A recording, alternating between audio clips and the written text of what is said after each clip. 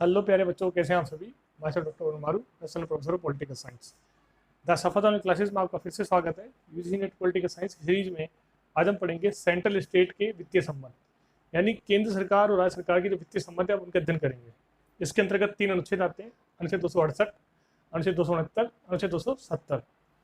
अनुच्छेद 268 कहता है कि इसके अंतर्गत सेंट्रल गवर्नमेंट द्वारा लगाए गए टैक्स और राज्यों द्वारा संग्रहित टैक्स और राज्यों में ही विनियोजित करने वाले टैक्स आते हैं, जैसे कि स्टाम्प शुल्क। अनुच्छेद 269 कहता है कि संघ द्वारा, सेंट्रल गवर्नमेंट द्वारा लगाए गए टैक्स सेंट्रल गवर्नमेंट द्वारा ही इकट्ठे करे हुए और राज्यों को सौंपे गए टैक्स, जैसे कि share market tax, science tax और समाचार टैक्स। तीसरा है अनुच्छेद 270। इसके अनुसार वही चीज 269 वाली चीज़ है, सेंट्रल गवर्नमेंट द्वारा लगाए जाने वाले टैक्स, सेंट्रल गवर्नमेंट द्वारा लगाए जाने वाले टैक्स और सेंट्रल गवर्नमेंट द्वारा इकट्ठे किए जाने वाले टैक्स और राज्यों को बांटे जाने वाले टैक्स।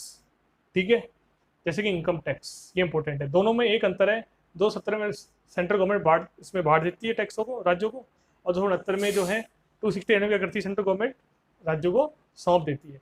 इनकम टैक्स को 2002 में 80वां संविधान संशोधन हुआ था, उसके अनुसार 272 अनुच्छेद से 270 में इसको डाल दिया गया। ठीक है, तो विद्यार्थी ये मोटा मोटा मैंने बताया आपको केंद्र राज्य के वित्तीय संबंध।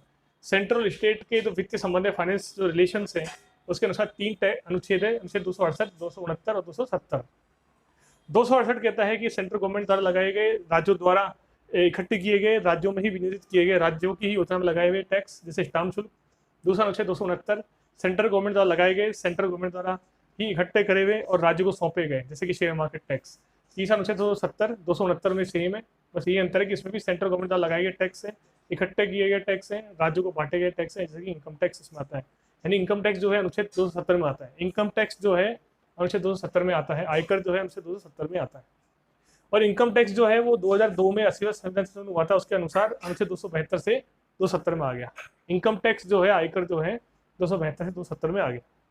ठीक है, तो ये 3 प्रकार के अनुच्छेद है, 3 प्रकार के अनुच्छेद है, इनके अनुसार हम बात करते हैं केंद्र राज्य वित्तीय संबंध की। आई बात समझ में? ठीक है ना। वीडियो को लाइक और शेयर करो, सब्सक्राइब करो। Thank you.